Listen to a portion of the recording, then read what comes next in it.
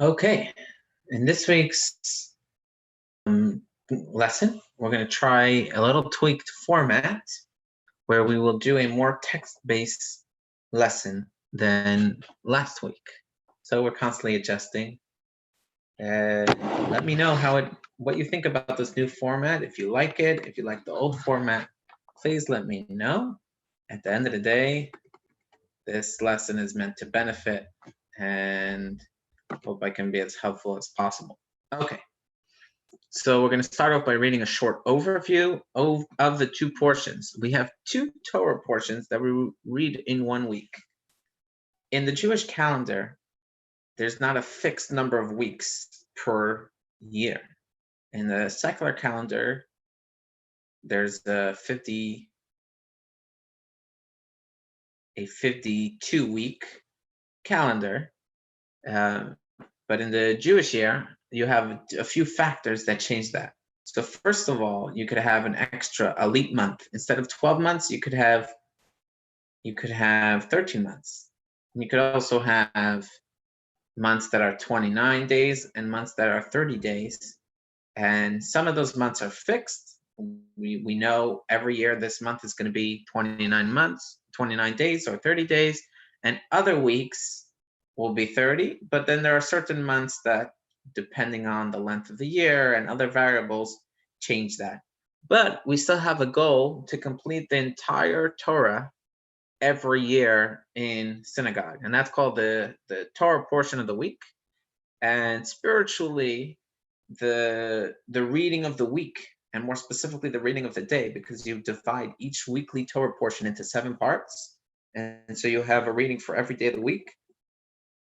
Although it's not publicly read, many people read the daily Torah portion, the daily section that deals with the Torah portion, and it's not just a nice Torah study schedule that you complete the entire Torah throughout the year, but actually is in sync with the time, and it gives you energy and focus and messages that are very relevant to that time of year. So what happens if you have 53 Torah portions, but sometimes you only have 50 weeks, 48 weeks, 54 weeks. If you have different numbers of weeks, so how do you deal with that?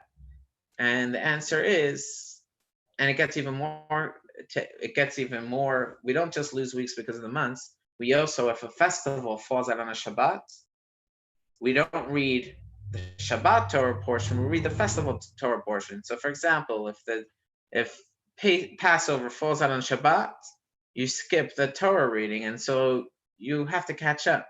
So there are certain Torah portions that become combined Torah portions. That means you take 2 and they combine 1. And this week is an example of that. We take the last 2 Torah portions of the book of Leviticus, called Bahar Bechukaisai.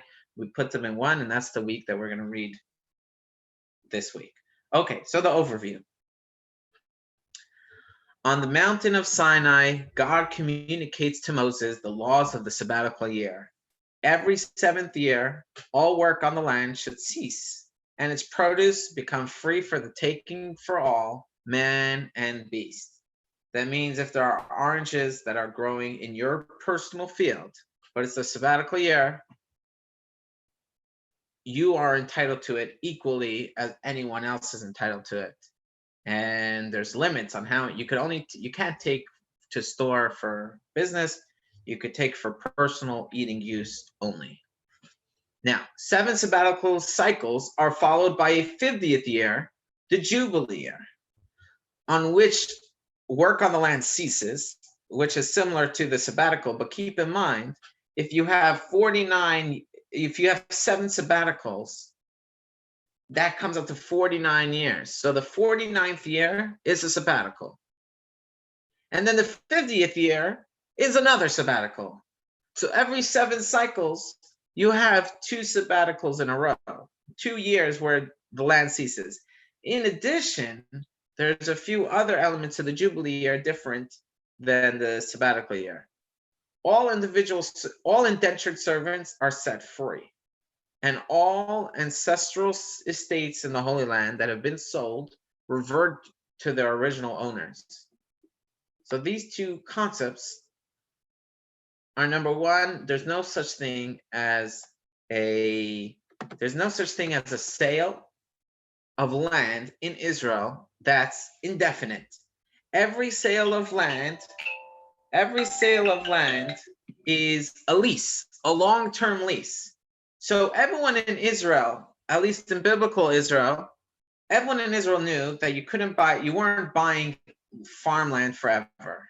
There are certain exceptions. You can buy a house forever, but if you're buying farmland, it reverts back to the original owner every 50 years. Not just that, if the original owner came up with enough cash to repurchase his land, it's a forced repurchase, because there was no such thing as a long-term sale. Everything was long-term leases. So if you sold land for $50,000, that was really a lease that was equal to $1,000 a year. And therefore, if the owner came to you 10 years into the lease, he said, okay, here's $40,000 because you already used 10 years. So you got $10,000 worth of land. Here's $40,000, give me back my land.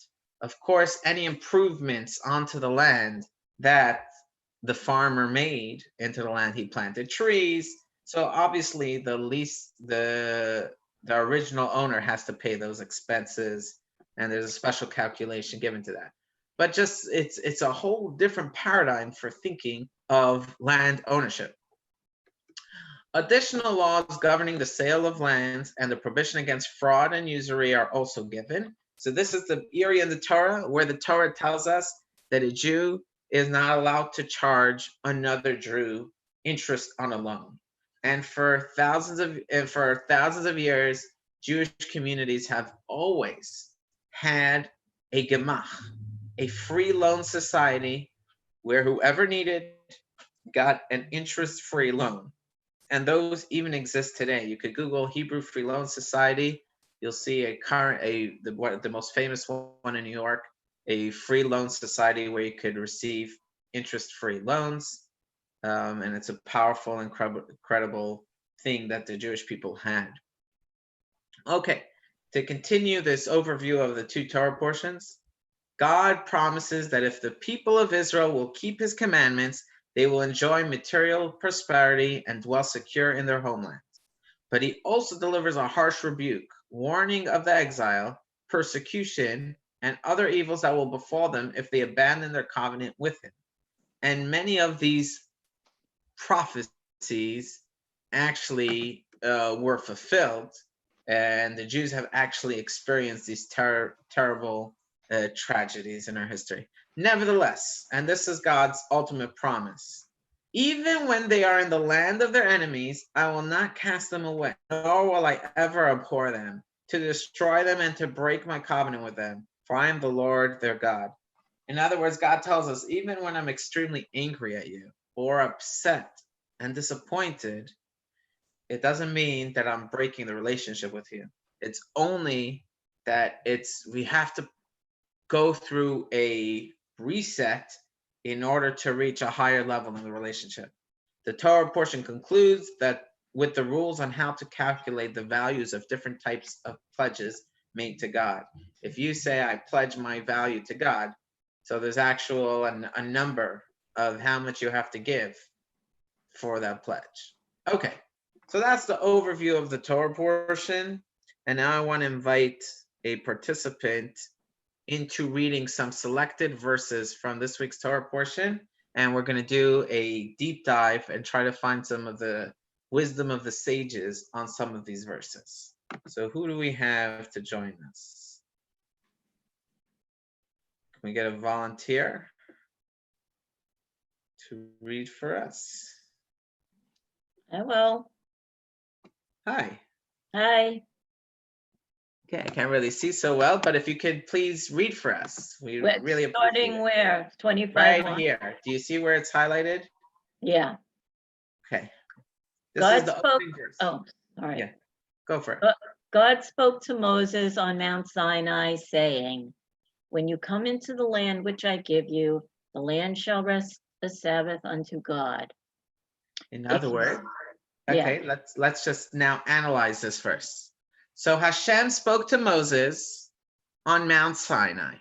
This was the 40 days and 40 nights that Moses was on Mount Sinai after the great revelation where God revealed himself to the entire Jewish people. Moses went up the mountain to hear the details of all the mitzvahs for 40 days and 40 nights, and then he repeated it to the Jewish people. So God spoke to Moses on Mount Sinai. Now, why Mount Sinai? Mount Sinai was a very small mountain compared to the other mountains that are in the region. And one mountain said, I'm the tallest mountain, God should give the Torah on me. And the other mountain said, I'm the broadest mountain, God should give the Torah on me. And figuratively, Mount Sinai said, there's no chance God will give the Torah on me because I'm a very non-special mountain. There's nothing significant about me. And God said, that's where the Torah belongs. The Torah belongs in a place where there's humility. Humility is the biggest asset that any person can have in life. Every single personal trouble that we have that's not related to external trouble, but we're turning internal issues, are usually related to our ego. So, for example, if we were humble, we wouldn't get so angry when things don't go our way because we have very low expectations of what we're deserving, and we're more grateful for the things that we have. Now, so that was and that's important when we're trying to obtain wisdom, divine wisdom. If we feel that we know everything already, so we're a full cup, we can't receive anything new.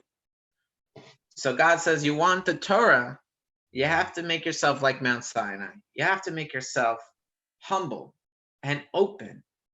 And that's the way that you receive the Torah. But what's interesting, God didn't say, you know what, let me give the Torah in a valley. A valley is even more humble than a mountain. So if God's trying to teach us the importance of humility, God could have given us the Torah in a valley. Yet, God is not trying to say, I want the Jewish people to be timid people with a low self-concept. That's not what God is trying to tell us. God is trying to tell us, you should recognize that all your gifts and everything that you have all come from me. So you have nothing to be arrogant about. What are you arrogant about? You have a nice voice? But that's a gift that you received from me. You have a lot of money. You have a lot of influence. People respect you. That's all my doing. And therefore, there's nothing to be so arrogant about. Life is temporary. You won't be here forever. So know your place. However, because you exist, that means you're on a mission. And if you're on a mission, so your self-concept should come, you're not just a person that exists. You're a person on a mission from God. And if you're a person that's on a mission from God, so a lot of power is given to you to fulfill that mission. So there's nothing to be timid and weak and afraid about doing what needs to be done in this world. So a humble person, when he's approached, when he's thinking, I need a job. Let's give this example. I need to look for work. If he had a low self-concept, he says, I'm a no-gooder. I can't keep a job. No one will want to hire me. If he's arrogant, he may also struggle to get a job because he'll go to work and he'll say, what? For someone as talented as me, I deserve more respect. And how come this boss is not giving me more respect? Or how come they're not offering a higher raise? So both someone who's timid and someone who's arrogant will struggle to get a job. However, someone who says, I deserve nothing because everything belongs to God. However, I'm on a mission and therefore I have to give him my all. And the fact that I'm on a mission, when the king gives a mission, he gives you resources to accomplish the mission. So if I'm on a mission and God sent me on a mission to feed my family, so then part of that mission is the resources to go out and find the job.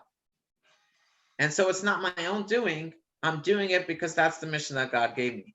So it's a whole new paradigm and very important paradigm. Incidentally, there's a famous question. There's people ask me, when exactly was the Torah given? Because we know there's the 10 Commandments were given when the Jews were newly camped out at in the Sinai desert at Mount Sinai. So they received the 10 Commandments. Did they receive all 613 mitzvahs then? So no, they did not receive all 613 mitzvahs then. Moses went up on the mountain and received and heard the whole Torah. But there's an opinion, there's an argument in the Talmud between Rabbi Akiva and Rabbi Shmuel, and I just want to share that argument because it's related to this verse. Rabbi Akiva is of the opinion that Moses heard the entire 613 mitzvot and all its details while he was on the mountain 40 days, 40 nights, and he taught it to the Jewish people. According to Rabbi Ishmael, he heard the general concept of the 613 mitzvahs and what they are, but he didn't hear all the details of all the mitzvahs. We know, there's a mitzvah to keep Shabbat, but how do you keep Shabbat? What is included in Shabbat? Rabbi Ishmael says that Moses didn't receive all the details. It was only later that he received the details. But according to Rabbi Akiva, he received all the details during the 40 days and nights he was on Mount Sinai, and he heard it 3 times, and he repeated it 3 times. He heard it once when he was on Mount Sinai, a second time when he was in the tent of meetings, and a third time at the end of 40 years when the Jews were about to enter the land of Israel, and Moses knew he was going to die outside of Israel, so he repeated the entire Torah, all the mitzvahs again. So that's just a general concept. Where does Rabbi Akiva get that idea from? He says, God spoke to Moses on Mount Sinai saying, when you come into the land which I should give you, the land shall rest a Sabbath unto God. So Rabbi Akiva says, hold on. Only the mitzvah of the sabbatical, this Sabbath is referring not to the weekly Sabbath, but is referring to the sabbatical, the 7th year, when all farmers in Israel stopped working for a full year, and we'll go deeper into that soon. But Rabbi Akiva says, what's the sabbatical? Why is it sticking to sabbatical was said at Mount Sinai? All the mitzvahs were said at Mount Sinai. So Rabbi Akiva says, no. The same way the sabbatical year, the Torah tells us the general concept and then tells us all the details. It's letting us know that that's the same way Moses heard all the mitzvahs. Moses heard 613 mitzvot, 613 commandments in the general and the details. So he knew it right away. So that's just interesting to note. Now that we're sitting in a time of quarantine and we're all in crisis, we're worried about a economic meltdown that we haven't seen in generations, because the society is shut down for 3 months, 4 months, maybe it'll go on for 5 and 6 months. Yeah. But what you have to recognize in this verse that we just read is that in Israel, the Jews had a command every 7th year, stop farming. You're not allowed to do any farm work. And in Israel, and especially in biblical times, that was the whole economy. You told people you couldn't work in the farm. You basically told them for every 7th year, the economy should shut down for a full year. Could you imagine that? Could you imagine what it took for a Jewish farmer Mm. To know, to say, I'm taking a break for a full year. It takes a tremendous amount of faith. So let's skip to this area here. And if you could read for us these verses over here. Me again? Yes. I'll do Yeah. it. Yeah. If you shall say, what shall we eat in the 7th year? Behold, we shall not sow nor gather our produce. But I will command my blessing upon you in the 6th year, and it shall bring forth fruit for 3 years. God says, I want to teach you something. I want you to understand something in the depth of your psyche. Your success is not based on your efforts. Your success is based on my blessing. However, I want you to be a partnership in that blessing. So therefore, I want you to go to work. Don't sit at home and say, well, everything's dependent on God's blessing, so let me just sit at home. No, I want you to work for 6 years. But in order to remind you that your success is not in your own hands, but is really dependent on God's blessing, I want you to take a 7th year break, every 7-year break, and that will implant into your mind that success has nothing to do with your work. It's all on God's blessing. And that's what happened. It literally happened for hundreds of years that the Jews stopped planting at the end of the 6th year, and there was always enough for the 6th year, for the 7th year, and for the year afterwards. So that's an amazing concept, and this commandment still exists today. In Israel today, the farmers of Israel, every 7 years, take a full year break. There are some farmers that there's a workaround where you sell the farm to a non-Jew. Non-Jews don't have this commandment of taking a 7-year break, just like they don't have a commandment to keep Shabbos. But the Jewish farmers, we could only now appreciate the amount of discipline and faith it takes to have no worries. In other words, it's one thing not to farm in the 7th year, but to actually live it like a sabbatical, like a vacation. Do you know what it does to a farmer to say, take a rest and have no worries? Right. Right? This gives us a tremendous amount of strength to, instead of spending this forced sabbatical, we're now in a forced sabbatical.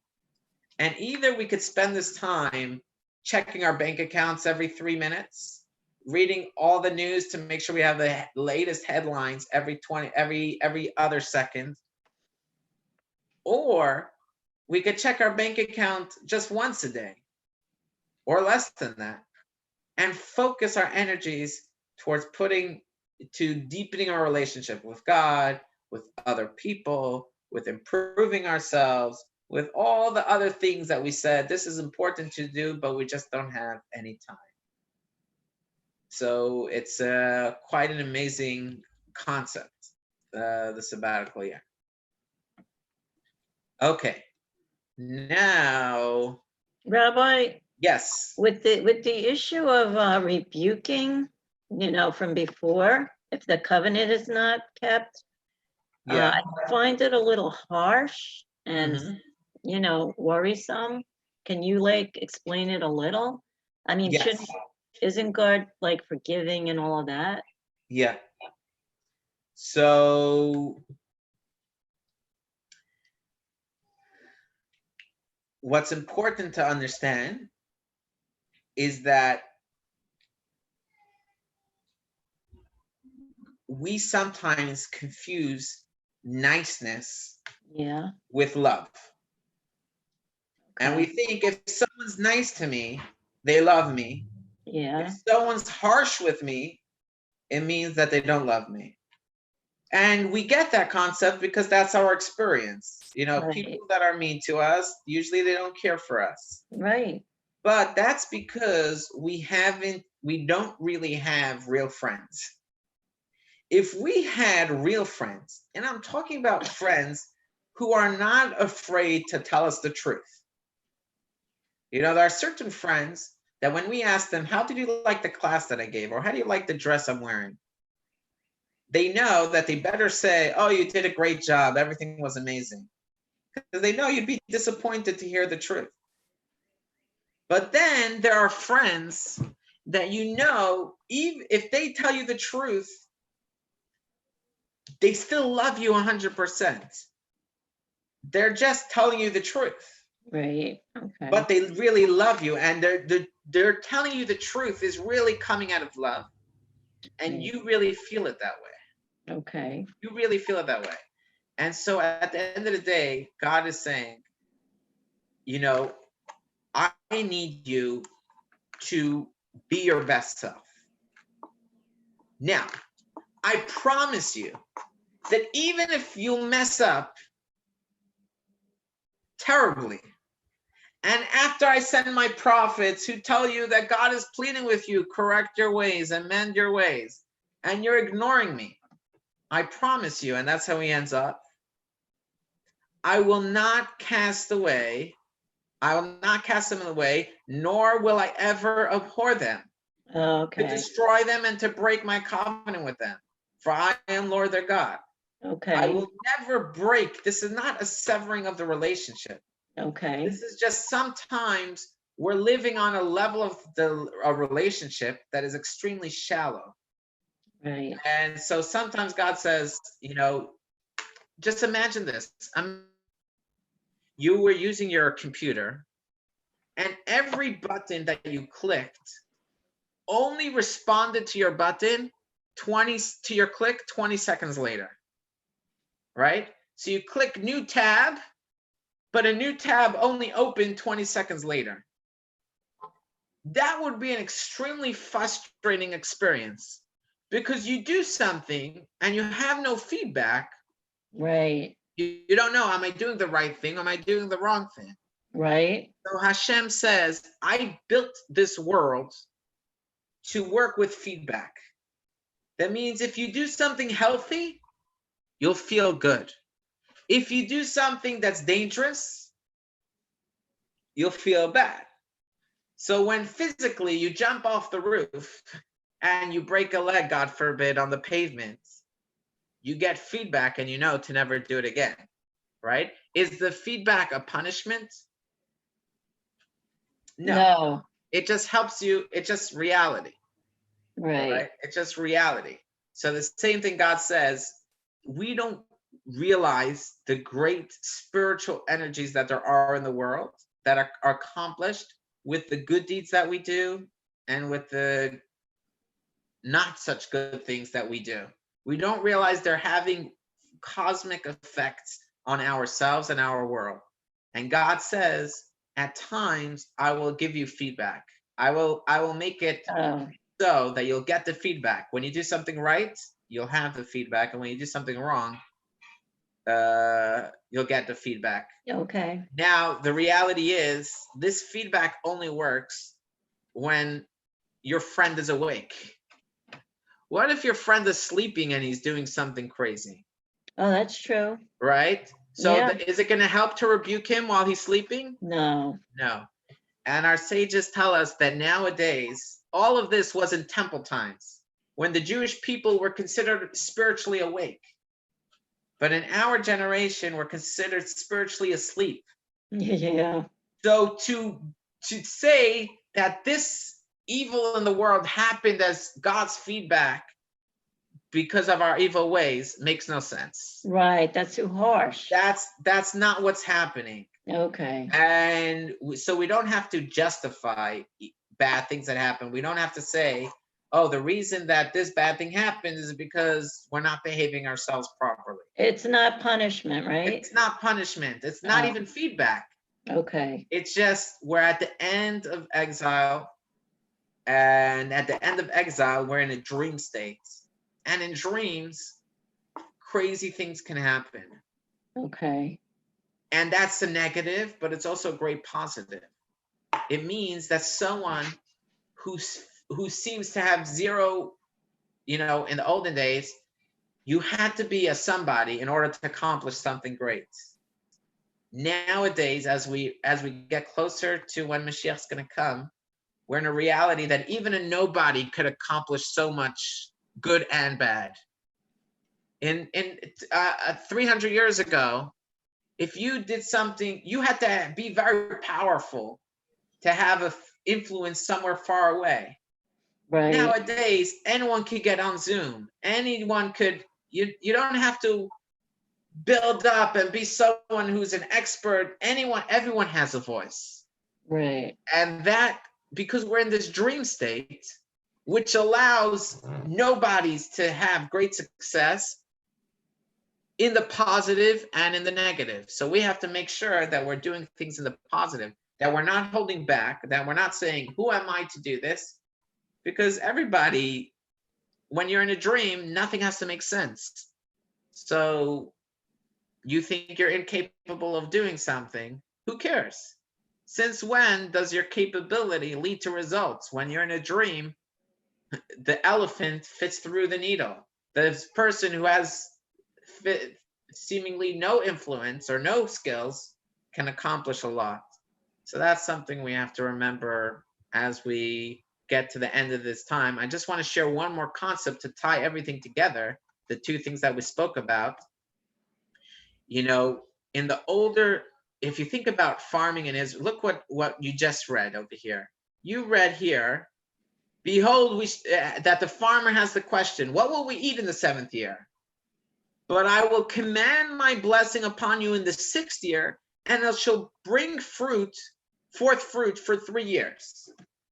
Now remember this. Year number 1, after a sabbatical, the soil is nutrient rich. Year number 2, it has less nutrients. Year number 3, even less.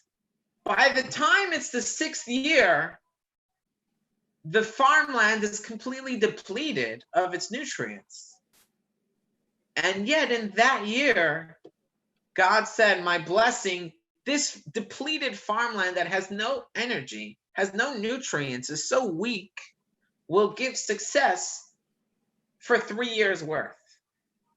And the same thing is, in the Jewish calendar, we're in the sixth millennia, right? Because the world was created, we're in the year 5780, which means from year zero, from when Adam was created, was 6,780 years ago. Adam, first man, was created.